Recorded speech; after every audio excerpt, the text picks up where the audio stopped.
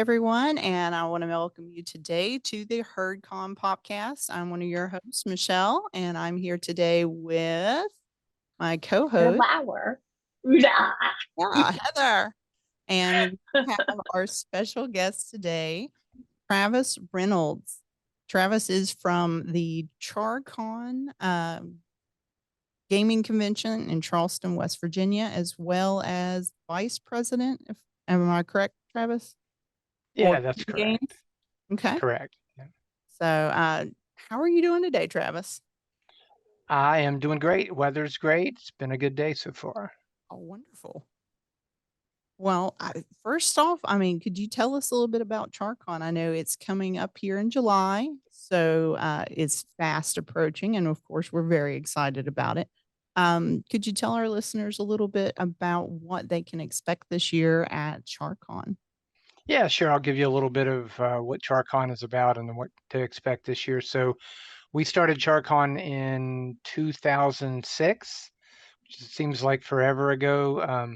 Some friends of mine, we wanted to open a game store back in the early 2000s, and after a few years, we kind of ditched that idea because we realized that we all have regular jobs and families, and that would just be a great way to throw money away.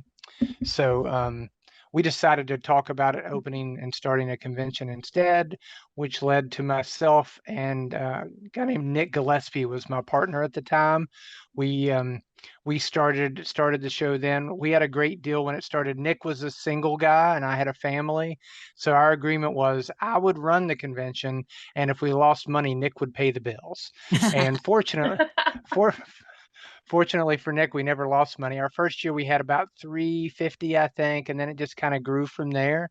Um, there were some conventions around Charleston, West Virginia back in the day.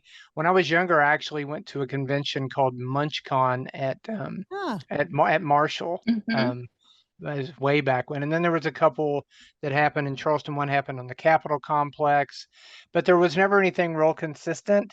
And we had always gone to Origins in Columbus, and then we go to several other conventions. Nick goes to lots of conventions, and we just wanted to kind of bring a little bit of that experience to the area. So we started it up, and we've been doing it ever since, other than the 2 years we missed on COVID. So this will be our 16th year, which seems like a long time to be doing something, but we're still going, and it's primarily a game convention. We do a little bit of everything, though. I like to refer to it as like a mini Origins or something. You can see a okay. little bit of everything, but it's at its heart, it's primarily gaming, mostly tabletop gaming. You see a lot of board games, some miniature games. We have a very good role-playing game offering, some card games. We host some competitive stuff. We host this year we'll have 8 qualifiers to. We're a regional, so for the Envoy National Championships for 8 different games. Wow. So players who won in Kentucky, North Carolina, South Carolina, and maybe one other state can come, and then West Virginians can play too. And if they win here, they get whoever the winner is gets to go to the nationals at Gen Con, Oh, no. and then this year Bicycle is started doing something with them, so they're having a U.S. national champion for spades, hearts, and euchre. Oh, Which I don't know about you guys, but I played a lot of spades and hearts back in the day, but and a little bit of euchre. Mhm. But so that's kind of a new one, and we're hoping that that kind of reaches a different audience, and we're trying to promote it and get that out to some people. So that's kind of a similar thing. It'll be a tournament.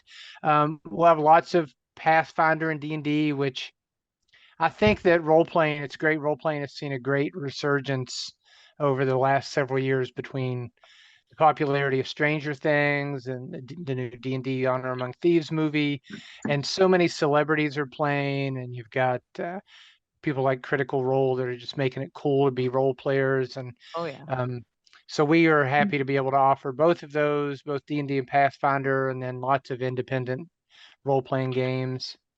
Um, our vending room is sold out, so we'll have lots of vendors. I know you guys will be in there hanging out. Woohoo. Um, we have we have a fun party on Saturday night. If you're into going and doing that, we always do karaoke. We'll have a cosplay event where we have a contest with that. We'll have some panels throughout the day. There's just a little bit of everything going on. And if you don't live here, it's a great opportunity to come and hang out in downtown Charleston. There's some nice restaurants in the area. The Clay Center is a beautiful venue. Um, I think that's a good coverage of what Charcon's about. Yeah, I would say so. Yeah, I am super excited. I know last year I brought my daughter all 3 days, and she's not the board game type, but she still had a really good time, and she loved the fact where it was in the Clay Center. She got to go to the museum every day. So Yeah. she kind of double dipped. Zia Con visits every day for 3 days in a way, 3 days in a week. So it was pretty amazing. How old is she? She just turned 13. Gotcha. You need to get her to, a lot of the kids that age like playing the social deduction games. They may not like board games, but like we do Blood on the Clock Tower. People really love that. Yeah, I've got her a little bit into Ticket to Ride. She'll play that with me every now and then. She's really big on the Oregon Trail card game. I don't know if you've played that one yet. I have. It's tough. You die. It seems like every. Yeah, you die It's a just like lot. just like the old Oregon Trail video game. I know. It's brutal. You caught dysentery and you're dead. Yep. Yeah. Ticket to Ride, that's a great gateway. That's the right place to start. It's one of the great gateway games in board gaming. Mhm. I don't know if you've seen Alan just announced, well, he and the NASMA Day announced they're doing Ticket to Ride Legacy, Oh, where Oh. he's working with the two guys that did Pandemic Legacy. And I don't know if you know the difference, but like a legacy game means like you play it once and then something changes about the game. Like oh, there might be stickers you put in the rule book to add new rules, or you might reveal new things in the board, or you might add a new section of the board, or you might add stickers to the board. So and you play however many times. Like with Pandemic Legacy, you would play 12 to 24 times. And when you're done, you're done. You're not going to play the game anymore. I think with Ticket to Ride, it'll be 12 times you'll play. But for me, if I play a game 12 times, I mean, I paid, whatever I paid for it. It's a lot of my games, I get them and play once or twice. And, hey, I never play them again. But they're so much fun, especially if you can play with the same people, legacy games. yeah. Yeah, I can see that. I haven't tried any of the legacy games, so I'm kind of excited to maybe try that because I do like Pandemic. Pandemic Legacy was that. was really good. Yeah. There's a lot of them out there. They kind of build a story. It's not just a single running of a game. You're kind of telling a story as you go. So, Oh, very cool. Yeah, I like the Star Wars one. And then there's one on mice. is it Mice and Mystics maybe? I think so. Oh, I've seen that. I've seen that one in the stores, and I haven't picked it up yet. So I don't, It looks I don't, adorable. yeah, I don't know if you guys have ever played the old Avalon Hill Betrayal at House on the Hill. I have that one. Mm-hmm. So there's a Betrayal Legacy. Really? Yeah, Oh. and we've been playing. We played that with our family, but I mean, I've got my older daughter's in Arizona. My son lives on his own, and you guys know Emma. She's home now, but she's at school, so they're not all together. But when we're together, we play. So we're maybe halfway through, but it's very good. And the very first scenario is, I won't tell you what it is, but it's pretty much perfect. So it's very good. But again, I think the key for me is getting the same people together every time you play, because everybody remembers what happened the last time and what they were trying to accomplish, and so that's what makes them great. That's awesome. I will definitely have to look that up because I've got the original Betrayal, and I love it. It's one of my Yeah. favorite games. And I've got the old Arkham Horror, which Oh yeah. that one's difficult, but it's fun. Yeah.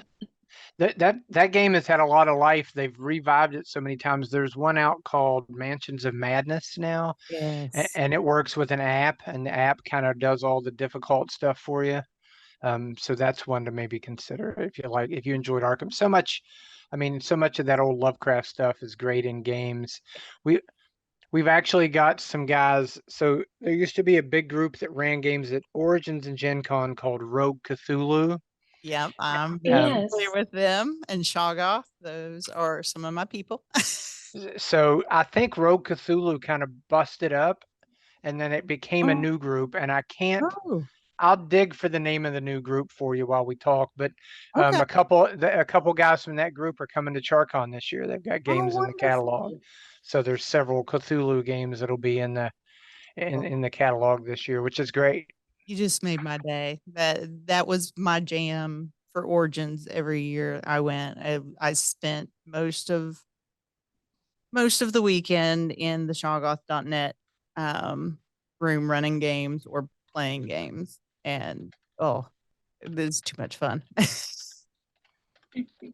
Yeah, well, Call of Cthulhu is so great. I mean, if you get into the atmosphere and you kind of embrace it, it's not a super action heavy game because pretty much most of the things you fight are going to kill you, but um, so fun atmosphere and ambiance. Such a great game.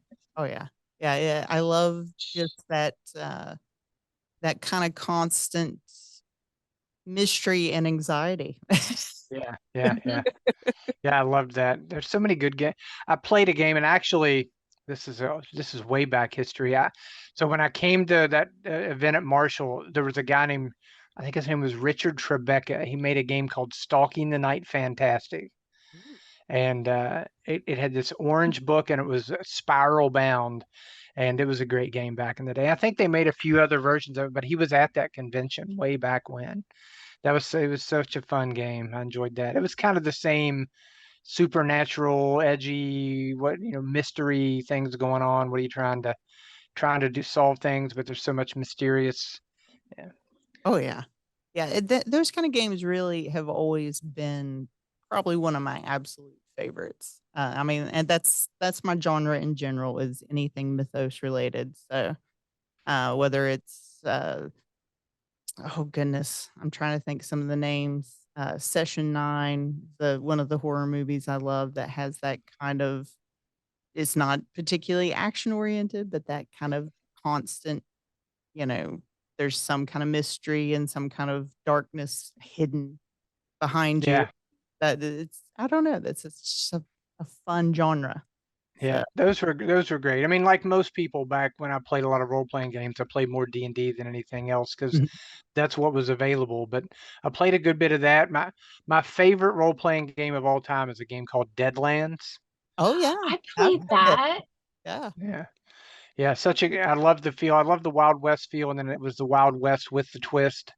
Mhm. With the supernatural twist to it. And I actually still run a game of that for some people. We just played. Okay. So we used to play up here in Charleston, and we just played 2 weeks ago. Our friend Rachel opened a cafe in Barbersville. I don't know Oh. if you know Rachel. She goes by Miss Kitty Cosplay.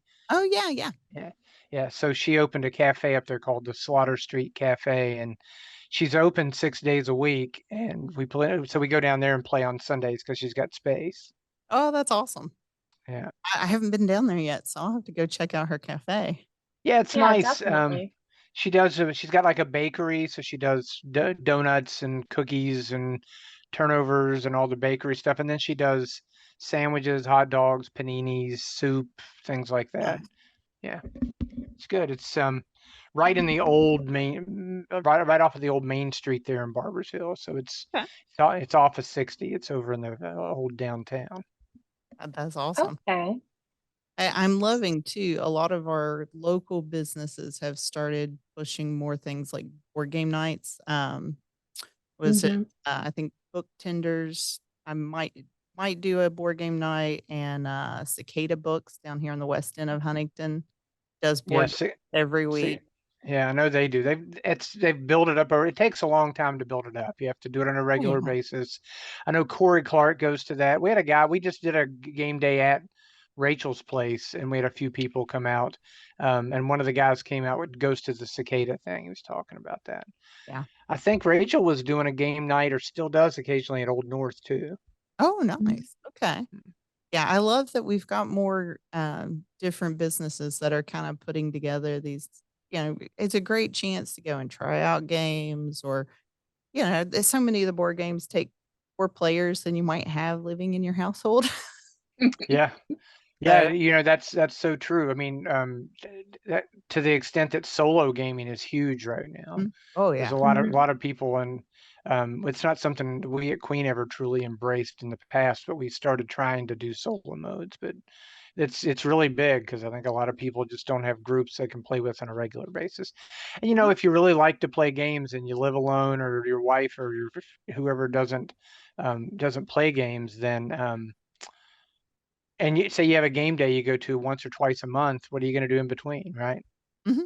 Yeah, my Sure. boyfriend, for example, will not play. I mean, he will play occasionally just to placate me, but he has no interest in it.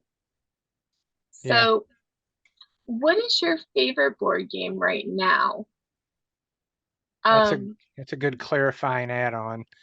It's hard to say. Go ahead. You were going to say more. Go ahead. no, no, no. I mean, I know that like over time you have one that you go back to, but I was thinking about, you know, recently, what have you been playing? So that's a kind of detailed question. If you look at my BGG profile, I think it says that my favorite game is Power Grid. I don't know if you guys have ever played Power Grid. I It's have. a Yeah, it's a great economic resource management game about connecting cities to a power grid from a German designer. I don't know if that's still accurate to say it's my favorite game, but um, man, I spend so much of my time these days playing games because I have to, not because I want to, that Uh-huh. it's hard to separate. Um, the game that I've played a lot of lately that is a truly great game is sort of self-promoting, but we have a game called Marrakesh that came out as part of the Stefan Feld City Collection that we're doing with Queen. Mhm. I don't know if you've Hmm. played any Stefan Feld games, but he's a heavier Euro designer. Um, some of the games he's done you might have heard of is Castles of Burgundy is a Stefan Feld game. That's a very popular game. Um, but we have a game from him called Marrakesh that it's about a 2.5, 3 hour game. So it's a big, heavy hitter, and it's great. But you know, I guess games that I play not work related or that I enjoy are stuff that I can play with the family that the kids like to play. If they ask to play something, then I'm always happy to play that. Lately we've been playing Scout. Have you guys played Scout? No, I haven't played that one yet. No. So Scout's a card game from a tiny publisher called Oink. It's a Japanese publisher, and all their games are tiny little card games. But Scout is just so unique. It's even hard to explain how it works without a set of cards in front of you. But I would say Scout is my favorite non-Queen game that I've played recently. Okay. Very cool. Okay. Now, since you mentioned Queen Games, can you tell us a little bit about your involvement with Queen Games?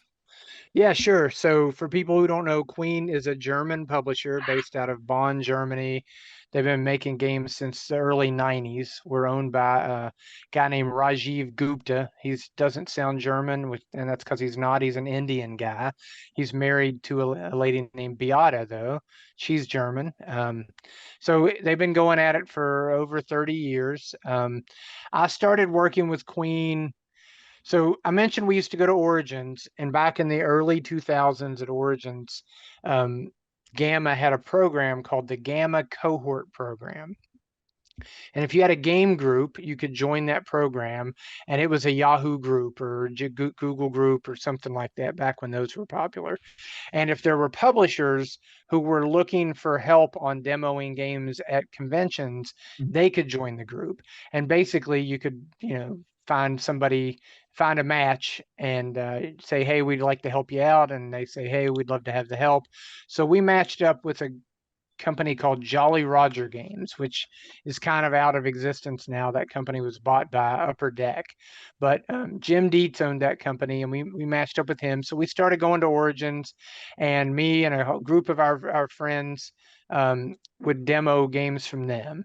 They had their games were like a game called Scream Machine, where you were building roller coasters, and a game called Great Chili Cook-Off, where you were making the best pot of chili out of all these ingredients, and all sort of assorted fun little games. So we did that for several years, and then I sometimes go to a board game event called the Gathering of Friends, which is there's a lot of invite only board game events out there that, and it's not, some of them aren't invite only because they want to restrict who goes. It's because they only have room for so many people, right? Well, this one is run by Alan Moon, the guy that designed Ticket to Ride, and it's kind of an industry event. So there's 300 or 400 people that go every year, and it used to be in Columbus. So when it was in Columbus, I would go every year, and now it's in Niagara Falls. So I've only been a couple, 3 times since they moved it to Niagara Falls, because he lives in Syracuse. So anyway, the reason I mentioned that is I got to know a lot of industry people through that, and one of those was Mark Kaufman, and Mark was the U.S. guy. There were two people that ran Days of Wonder, and Days of Wonder is who did Ticket to Ride. So Mark needed somebody to demo their games at Origin, so we started demoing Days of Wonder. So we were doing Jolly Roger, Days of Wonder. Somewhere along the line, we added Eagle Griffin. I was friends with a couple of guys that ran Eagle Griffin. So we're doing 3 different companies, and then we slowly started fading them out. So we stopped doing Jolly Roger, and eventually we were just doing Days of Wonder and Eagle Griffin. And then my friends that were running Eagle Griffin, they kind of left the company, and one of them was the U.S. director for Queen Games for a while.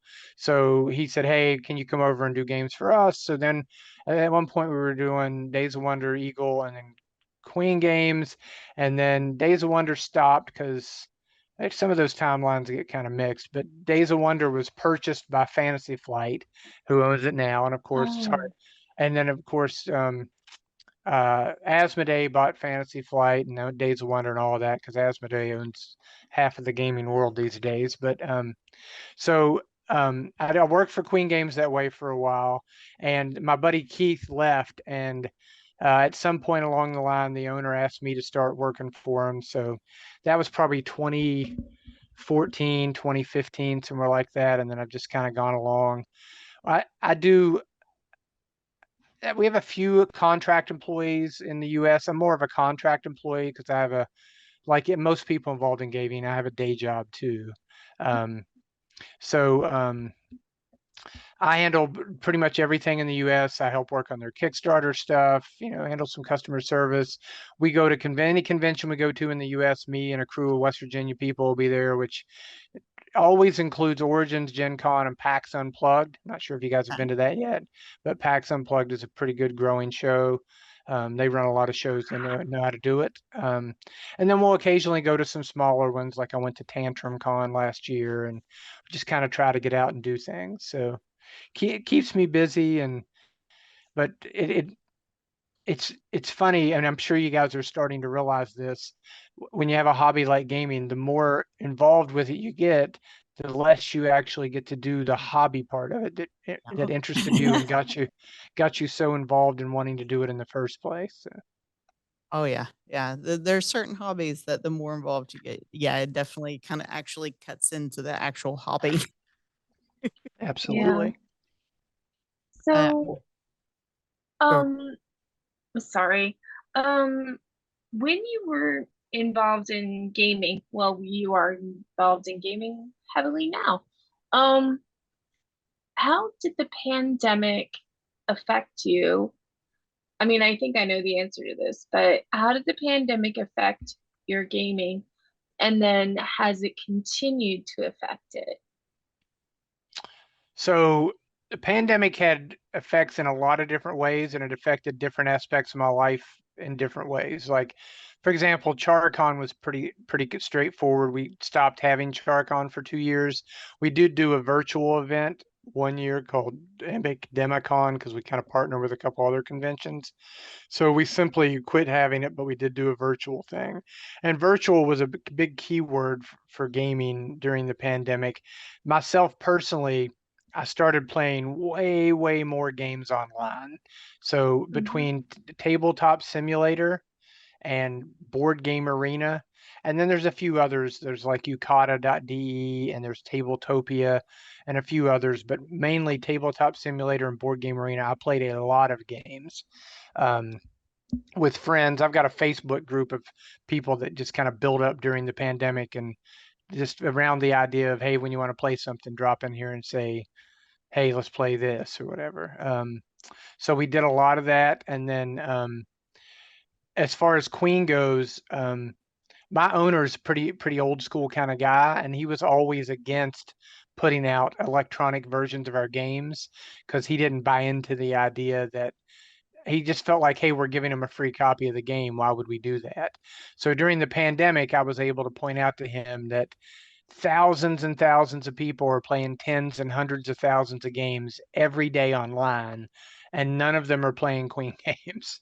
Yeah. So why don't you let me fix that? So that was a positive because I got him to let me put games up on Board Game Arena.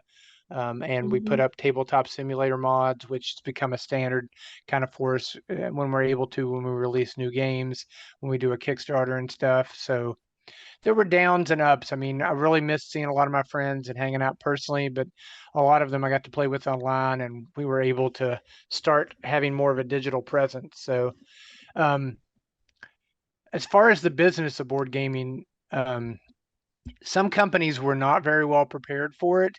If you were heavily relying on distribution and in-store sales, then the pandemic probably hurt you pretty bad.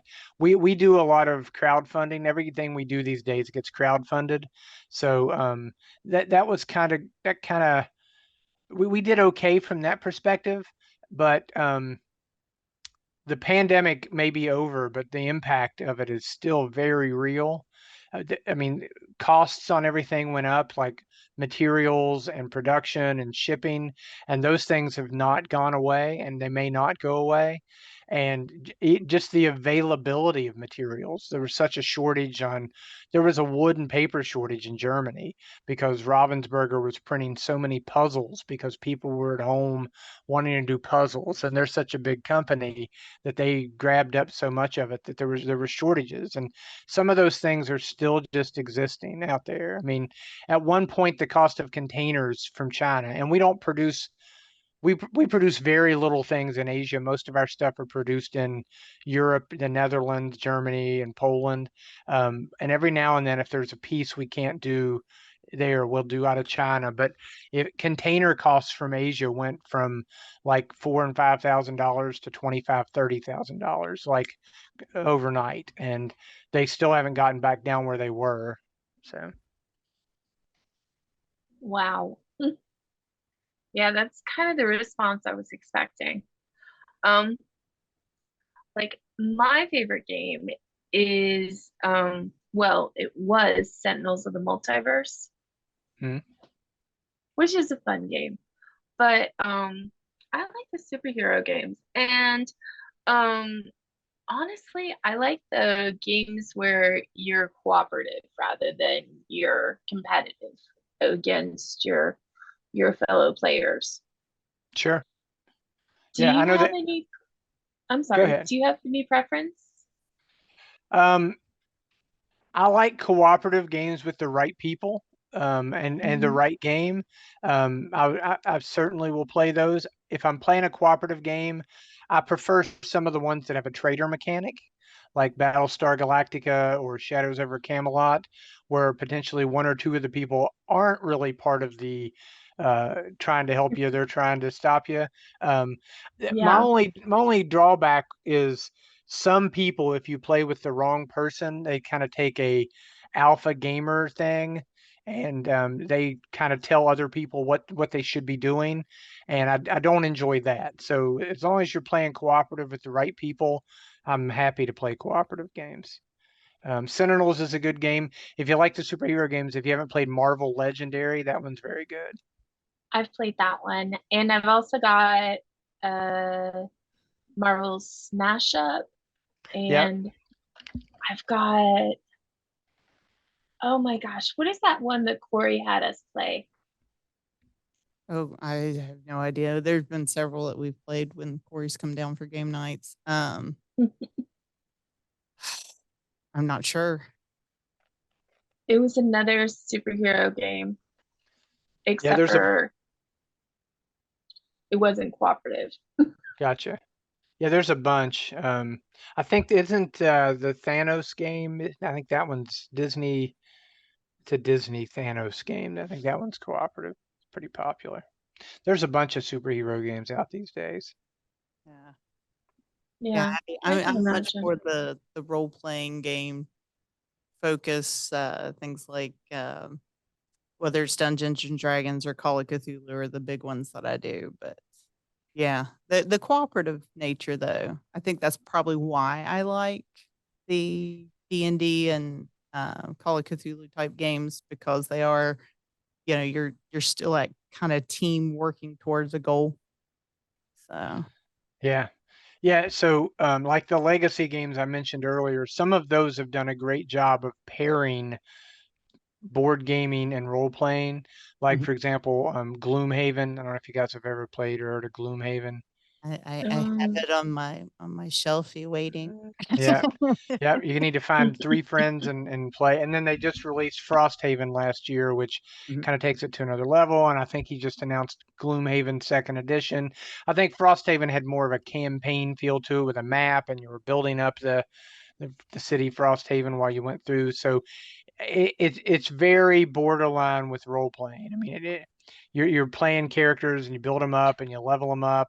It just has a that it has the constraints of a board game. It's got a finite set of rules, Mhm. so um, it just sort of kind of blends the two. I love playing role playing games. I used to play a lot of miniatures games back in the day, a lot of Warhammer, and painting stuff and all that.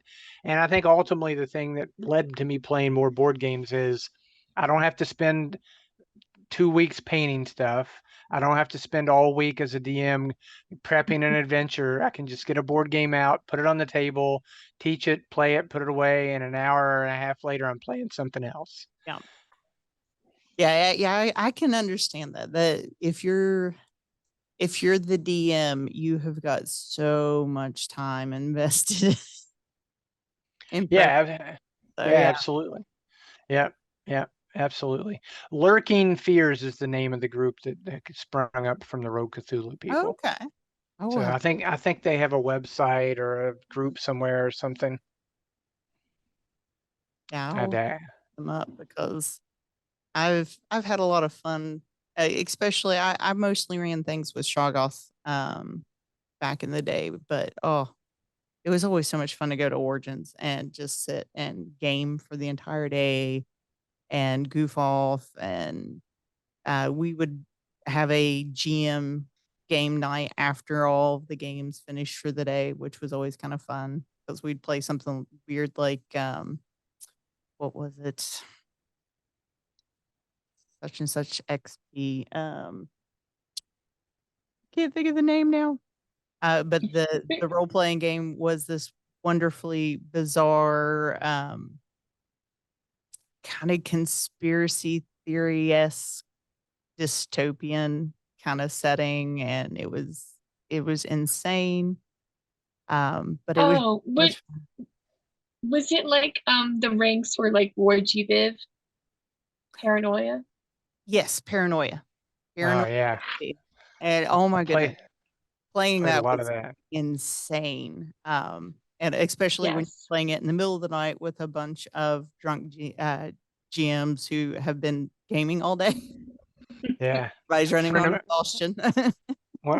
a good friend of mine. He loves that game. He's got all the stuff for it, and we do a cabin trip every year. And he used to run one every year on our cabin trip. And gosh, some truly crazy moments come out of that. Oh yeah. Yeah, it was a really bizarre and fun game. I'd never played it except for Origins, and it was one of my most enjoyable experiences just because it was just so chaotic. It wasn't anything I expected. Yeah. Roy G. Biv, that's the security clearances, right? Yeah. Mhm. Red, yeah, you start at red, and if you find an orange rifle and pick it up and carry it around, then the loyalty officer will have you executed for carrying something above your security clearance. But that's Mhm. okay because your clone will show up and take your place. Yeah, those clones were handy. Yeah, yeah. But oh man. Well, tell us a little bit, how what do you still have left, I guess, preparing for Charcon this year? I mean, we're looking mid July's what the 14th through the 16th. Yeah, Um, so yeah. yeah, we're coming up really close. So what all do you still have left to prepare, and uh, what would you say to people still wanting to sign up and So there's always so much, as I'm sure you guys know. Like, um, our pre-reg is open Mhm. now. We do a Kickstarter every year that closed. I just yesterday sent out the links for all the Kickstarter backers to register their badges. So right now I'm kind of watching that and keeping track of who hasn't, and so I can remind them. Um, Shirts have to be ordered, so I have to get that order in within about the next 10 days. So if people want shirts, they have to buy them before that deadline. We don't always, like, we don't stock a bunch of on-site shirts because that's a great way to end up with big boxes of shirts sitting in your warehouse that you didn't sell. Oh, we Um, know that. yeah. It's a fine balance, right? And you never know, like, if this year's shirt sells great, next year you think we're going to buy more, and then next year's shirt doesn't sell great. So we don't ever Mhm. buy, we just try to buy slightly more than what we sold. Mhm. So I got to get all that together. We're still working on our volunteer shirts. Our catalog is coming together. I try to spread out the work among as many people as possible. So I'm not always super in touch with this, like our Pathfinder events aren't in yet, and then we need them to get in. And we've got a guy that works on all of that, for example. So um, we haven't launched event sign up yet. Once all the Mhm. Kickstarter people register, we'll probably launch event sign up. And of course, we want the catalog itself to be as robust as possible by the time that happens. So there's always kind of a push to get that as many events in as possible before we start sign up. And we want those Kickstarter people to have the chance right there on day one to get the events that they want. If people are going to come, it's cheaper to pre-register than to pay on site. We don't offer, if you show up on site, you can buy a day pass, like for Friday only or Saturday only. But if you're going to come for the whole weekend, it's better to pre-register because it's a little cheaper. Plus, if you do it soon, you can get a shirt. Um, gosh, we've got food trucks lined up, so that's already done. Ooh. I'm just thinking through all the stuff. Um, we do one per day. This year we have um, the there's a West Virginia barbecue truck that goes around. Have you guys seen them? Yeah, the Mountaineer barbecue up in it's Charleston? Wild Wonderful Barbecue, I think. Oh, okay. I haven't had them yet. Yeah, Mhm. and then the other one is Big Marv. He's out of Charleston. He was I think he's there just about every year. We wanted to have local eats come back. They were there last year, but they were busy. So it kind of changes every year, but it's nice to have a food truck right out front. You guys do that, right? Yes. Mhm.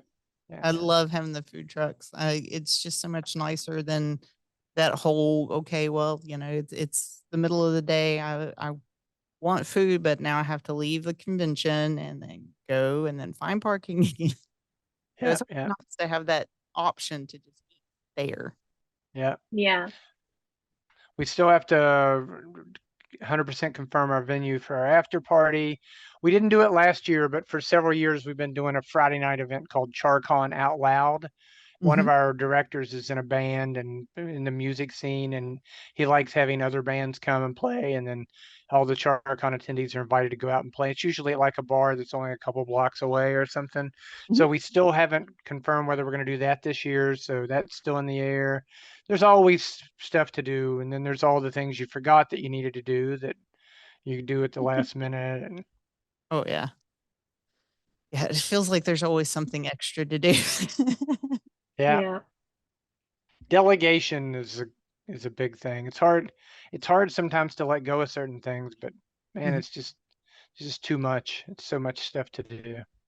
Yeah, the Oh my plan gosh. crazy. No, sorry. It's just that's what I've been working on lately. That's my dissertation topic. So Doing the I whole hope you don't mind. I'm Dis- gonna touch base with you on that one. Oh, sure. Yeah. Oh man. Well, what is if someone was going? Oh, I guess we're looking at the Queen Games first time. What would be the intro game that you would suggest for them? So I guess it depends on their experience as a gamer. Like if they had played Ticket to Ride, that's a little easier. If that's the weight of stuff, it just depends on the weight. Queen's lucky enough to have won 2 Spiel des Jahres awards, which is the big German Game of the Year award. Oh, Those 2 games are always an easy go-to. One of them is Mhm. Alhambra, that was from 2003, and it's sort of in the same vein of like Ticket to Ride and Carcassonne, kind of a classic, okay. easy to sit down and learn kind of game. The other one was Kingdom Builder, which won in 2012. I think it is our most elegant game in that the mechanics are very simple, but the scoring cards every turn, every time you play are random. So how you play stuff never changes, but where you want to play stuff based upon the scoring changes every time. So the way you play is different each game because the way you need to score is different. So that's a great game. Um, And then, we have games that are slightly lighter and slightly heavier and some that are notably heavier. But for me, that's the place to start, Kingdom Builder or Alhambra. Now, I feel like we don't do a lot of cooperative games, but we do have one. If Corey comes around, I'd be surprised if he's never brought Escape. Oh, I'm Uh, trying to think. He's brought so many games so far. So Escape Curse of the Temple is our game, and Okay. the timer is a soundtrack, a 10-minute soundtrack, and it's a dice rolling game where it's a live Oh, action dice rolling game. So for 10 minutes, you're rolling and trying to move. It's got like an Indiana Jones feel to it, and you're trying to get out of this temple. And you need different combinations of dice to move from one tile to another tile, and there are challenges on the tiles that you have to defeat, and you need different combinations of dice, or you might need 2 or 3 people there to work on it together, and all the while the soundtrack is kicking and time is ticking as you're doing that, and it's easy to lose track of that. That's awesome. I will Yeah. have to give yeah. that one a look. Yeah, it's very hectic, frantic 10 minutes of dice rolling fun. It's a good game. All right. Yeah. Very awesome. Friends of mine come to Charcon every year, and I love to go every year. Um, Melissa Adkins and John Adkins. Yeah, and I've known John for forever. Yeah. John and I have been friends since back in the day. There was a group called the Canal Riflemen, which was a Yahoo group of like-minded miniatures players. And we Oh, all used to be in the HMGS, which is the Historical Miniature Gaming Society. They played a lot of like ancients and Civil Wars type miniatures. oh, wow. And John was in a similar friend group, so I've known John for a long time. I think they've been going to a number of conventions this year. I think they just went to Marcon in Columbus or something like that. Okay. Yeah. Yeah. Yeah, I've known them for a long time.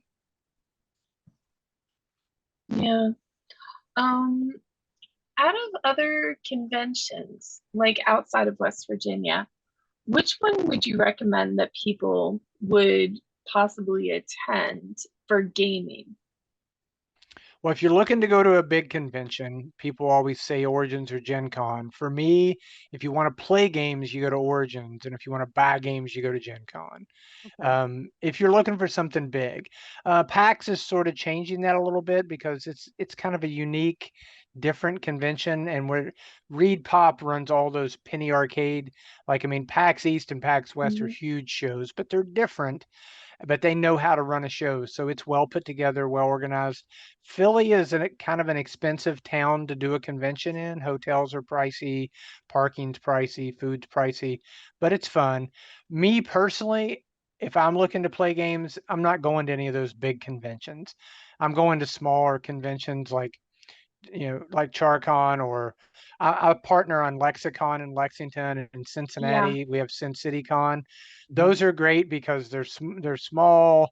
There's a lot of gaming going on, and you can just sit and play games. There's not a lot of other big distracting things going on. Um, those, or I mentioned earlier, there's a lot of invite, and it's not hard to get an invite, but there's a lot of smaller invite only shows. Those are the best place to play games because you know who's going to be there. There's an attendee list. You can coordinate playing small games, big games, huge games in advance and kind of plan your weekend out. So for me, that's where I would go. But if I'm just looking to play games, it's either that or one of the smaller conventions. Okay. That makes a lot of sense though. I know we had several people from the area going to Sin City Con this year. Um, and of course Origins and Gen Con, we do have a lot of people in our area that hit both of those. Yeah. Now, there's a lot of things you're going to see at Origins and Gen Con that you Mhm. just won't see at smaller shows. You'll see, big celebrity people, big celebrity gamers or artists, and you'll see so many more exhibitors and things you can buy that you're not going to be able to buy at other shows. So, I mean, if those are the things you're looking for, you're going to need to go to one of those. But if you just want to play games, Yeah. All righty. Yeah. It's just fun. I actually really got into gaming when I went to Dragon Con. I've not been to Dragon Con. That's on my list. I want to go before I'm too old to sit around and have a cocktail and enjoy the show. Yeah, it's fun. It's just it's gotten so large. They've moved the gaming, so it's really far away from most of the hotels. Oh, Yeah, gaming's not really their priority, right? It's Mm-hmm. more of cosplay and people watching and celebrities and panels and autographs and all that, right? That's more the focus, Mm-hmm. which is fine because I mean that's I hear it's the best people watching event of all time. Just to Mm-hmm. go and Oh see all the yeah. costumes and stuff. It's on my list. that one's the one that's got the big parade, isn't it? The big cosplay parade, Heather. Yeah. Yeah, I volunteer for it, although this year I'm not going to be able to go. Meh. And I've always heard that if you really want to enjoy it, you have to get one of the connected hotels, Hmm. which really ramps up your cost of going and everything. I'll hit it sooner or later. My partner on Lexicon and Sin City Con, every year he takes like all the directors that participate, he takes them to a convention, and inevitably it's either a convention I'm already going to be at, or it's a convention that happens when I have other things going on.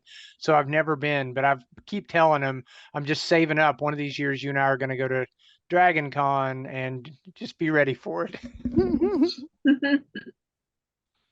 So Yeah, I mean, talking about conventions, I've always wanted to go to the New York Comic Con or to Comic San, Con itself in San San Diego. Diego, yeah, yeah, that would be an experience. I'd like to go to that. Yeah. I mentioned my partner Nick earlier. He goes to stuff like that. Like he goes to the Star Wars Celebration.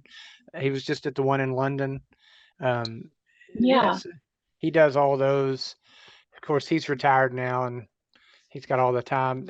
They actually went and stayed. He and his wife went and stayed at the Galactic Cruiser at Disney, the one that's Oh, closing. yeah. Yeah, yeah. He said it was awesome. It's closing?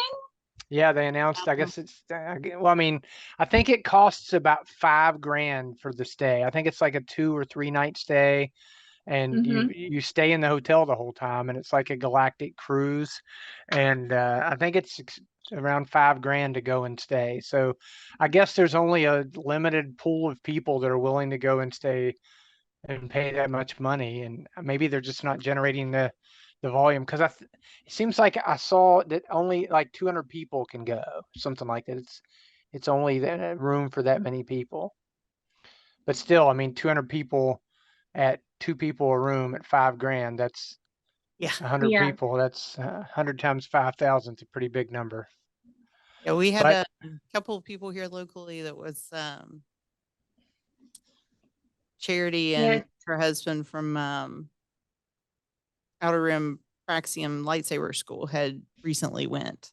And I think David Perry had talked about it as well. Mhm. did Several they of our say? Did they enjoy it? yeah, everybody that Mhm. I've talked to, all of them have thoroughly enjoyed it. They've talked about how the cast never left character, that it was just an absolutely immersive experience. I can see it being a very expensive thing to run. So Yeah. yeah, I can understand them maybe having to back out of that one just a little bit. Yeah, I can imagine. I mean, Yeah. those people that do the character acting, they're not cheap, right? And Yeah. if you have to have an entire hotel staff full of those people, plus, you've got other people there, like you've got people there just for ambiance, right? Like Yeah. stormtroopers and whatever else, and they're not serving any hotel staff function, Yeah. right? So I'm sure that adds up. Oh yeah. But yeah, it Mhm. sounds like it is an absolutely amazing experience. It's just it is definitely a very um out of reach for most of us. Oh yeah, Yeah, yeah. it's a I hard mean, one and to do. and to be honest, I'd love to go and do that, but if I was going to drop 5 grand on a vacation, that would not be it. Yeah. No. So September, I think. So I think that's when it said it was closing, September. So you have until then to drop your 5 grand. Yeah. Ugh, You win that that's lottery painful ticket. sounding. Yeah. Not now. If I won the lottery, and I could do multiple $5,000 vacations, and then I'd be okay with it. Heck, if I win the Yeah. lottery, we'll all go. Hey, you know what? That Oh. sounds like a deal.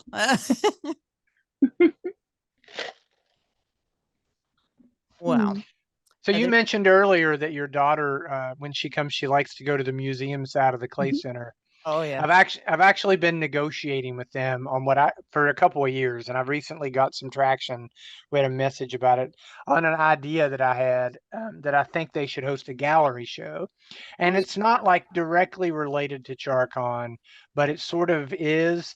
And my proposal to them was, you should do a gallery show the week before Charcon that features old school D&D artists like Oh, Larry Elmore. Ooh. oh, Um, that'd be amazing.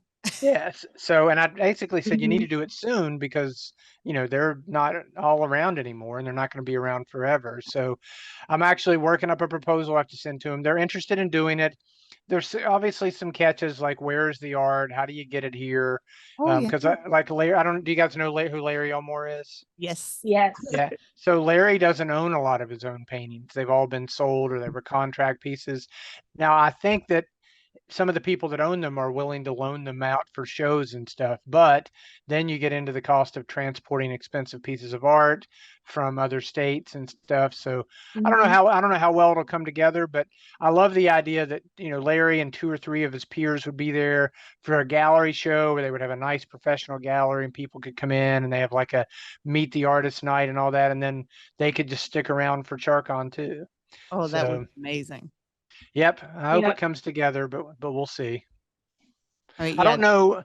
I don't know. I'm sure that's happened some other places, but I mean, it's definitely never happened around here or Oh anywhere that I'm yeah. actually aware of. But um, I think it's a neat idea, and D&D is so popular right now with everything going on that a lot of the people that are Mhm. helping fuel the resurgence of D&D are people who played in the 80s and 90s and then haven't played for 20 years, and they're like, "Oh, I'm going to play D&D with my kids or with Mhm. whoever else. I want to start playing again." So. Yeah. And those Mhm. are the people that would love to see all that old art. Oh yeah. Yeah. I Oh, guarantee that speaking go nuts. I'd go speaking nuts. of D&D, are you a 3.5 or a 5.0? So I've played both of those. I've played more second edition than anything else. Played Uh, lots of that. Got all those books around here. I played a good chunk of 3.5 once it kind of bumped up to 3.5. And I am actually, we haven't played in a while, but I'm in a Ravenloft game in 5th edition. I played some 1st edition. I never played any 4th edition. I heard it was total garbage. Mm-hmm. And sort of led to the overall success of Pathfinder, I think. But if I had to pick one, I think I would go back to 2nd edition, but 5th edition is very good. Yeah, it is. Yeah. But 3.5 just left you so many options to personalize your character. Yeah, I've got a bunch of those handbooks, like the Fighter Handbook, the Rogue Handbook, the Thieves Handbook, the individual books that were just about how to customize your character. There's a lot of options. Mm-hmm. Yeah, there was quite a bit of different the different feats and stuff that you could do and specializing your character. Do they still do in the 5th edition? Do they do the racial levels that they did for things like the tiefling and the genasi and whatnot? So there are some benefits to that, but all of that is being phased out. Okay. Which is a totally different topic. But so in the initial 5th edition, there are racial modifiers, like elves get plus this and minus this, and then all, you go from there, right? There's so many different race options, but they are phasing all of that out because they don't want one race to be perceived as better than another because of the real world implications of that. And Yeah. so all of that, I think, is being phased out. I think they're releasing some sort of an update.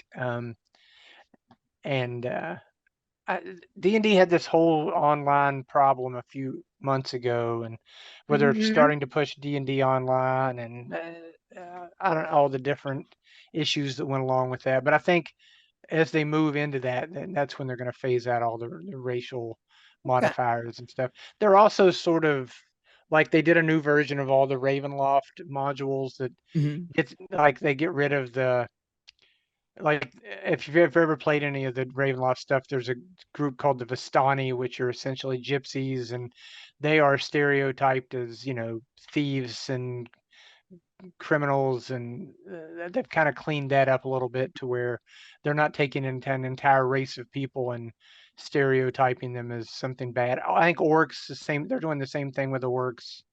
Um, so I'm fine with that. I mean, if it has a positive impact on the people's outlook of the world and other people, then more power to them. And ultimately, if you don't like it, you can play an older version or have house rule your own stuff, right? It's not that Mm-hmm. big a deal. Yeah, that is the fun of any of the role playing games is you can house rule anything as far as if you need to add some special character traits or magic items. I mean, the homebrew was honestly just such a crazy fun thing you could do with it. So Sure. Yeah, Yeah. absolutely. My character critical failed so often that the GM more or less gave me a ring so that once per encounter I could turn a critical fail into a critical success. Well, because otherwise, I mean, I was a spellcasting sorcerer, and the critical fail meant I like fireballed the party. So, it was in the interest of keeping the game going. It sounds to me like you need some new dice. I yeah. did. I did. I mean, I'm the kind of person that goes to Dragon Con every year, although not this year, and I get like 4 or 5 sets. I mean, The dice collection, the jar of dice. Yeah. So we have a vendor. He won't be there this year, but he normally comes. His name's John Pratt. He runs a business called Hrothgar's Hoard. He makes like wooden dice trays and dice Yeah. towers and all that stuff. Really nice quality stuff. He Mm-hmm. makes these little boxes that are like little jail cells that are for dice that are misbehaving. It sounds like you need a bunch of those. I've got But jail cells for my dice. Oh my gosh. But yeah. So, any last words? Because this has been fascinating.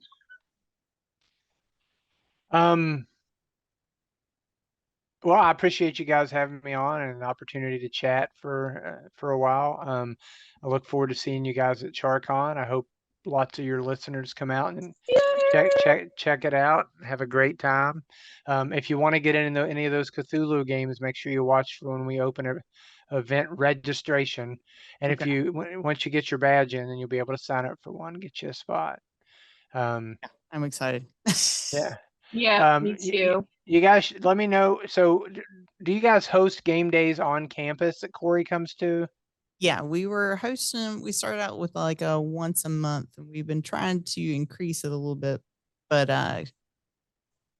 I think I'm trying to work on actually starting a game collection here on campus too, because Mhm. Corey's been providing most of them, and I've provided some of our games. So I'd like to start building an actual game collection that we can actually have, and students can just come in and check them out whenever they want. But then every 2 weeks, they can come for a particular game night and just try things out. So Yeah. Do you have a place you could store it and all that? yeah, yeah. They're at the where we're set up at the library. We've got a nice big area where we can keep everything. We can keep them barcoded and right behind the Oh, desk, so so then everybody people can can check see them them. out. Yeah. That's great. Let me know if you do that. I'll send you guys some games. Oh, There's a yeah. number of companies I'm sure that would will send you games if you're going to make them available in a library because I mean that's the perfect situation for us, right? If somebody Oh, checks yeah. a game out and they like it, and they're Mhm. probably if they're of the same. Some people are never going to buy any games, and Mhm. that doesn't matter, right? But the people who do buy games, they play it, they like it, they're going to go home and buy one, right? Yep. So Right. yeah, if you decide to do that, let me know, and Oh, will do. I'll try and make one of your game days so we can play some games. Oh, that would be great. Yeah, come down and bring some stuff. I'll tell you a great story before we're done.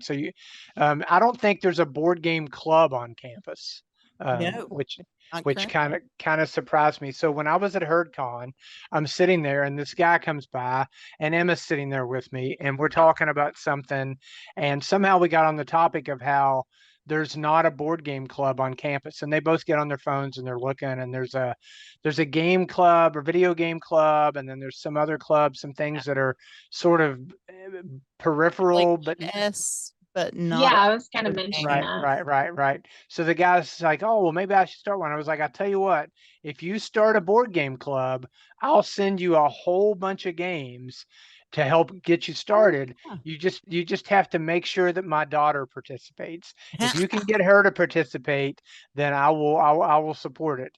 So Oh, he says, and you've met my daughter, so he says, well, I'm only here for a couple more years. I don't think I'll be around long enough for that to happen. And I was like, yeah, well, she's a freshman now here yeah, because you get her started. he thought she was, 12 or 13 or something because, Oh Oh. my gosh. she kind of looks it, I guess. So, Oh.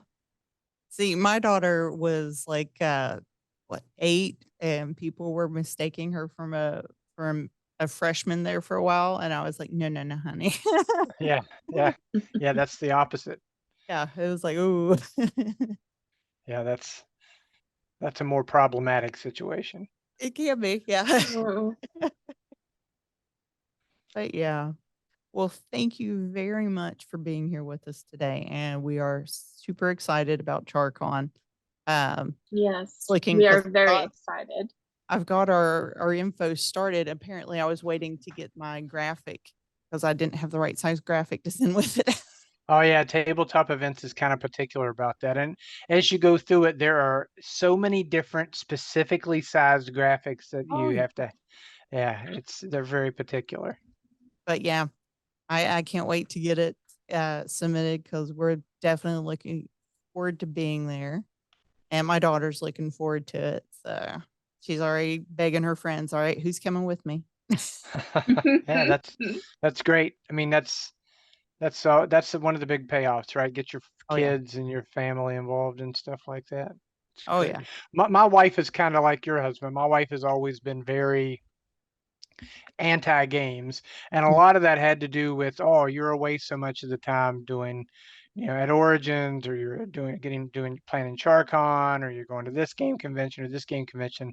So she was sort of bitter about it all, but you Oh, know she's gotten a lot better over the last few years, and as our kids play more games, then she agrees to play a few games. And a few years ago, I say a few years ago, but it's probably been 6 or 7, 8 years. I tricked her. There's a game called Ingenious. I don't know if you ever played that. It's a tile placement game, and I had it on our iPad, so we started playing it on the iPad while we were watching TV, and you play 2-player. And I didn't tell her until like 2 years later or whatever. I showed her the actual board game, and she's like, "That looks familiar."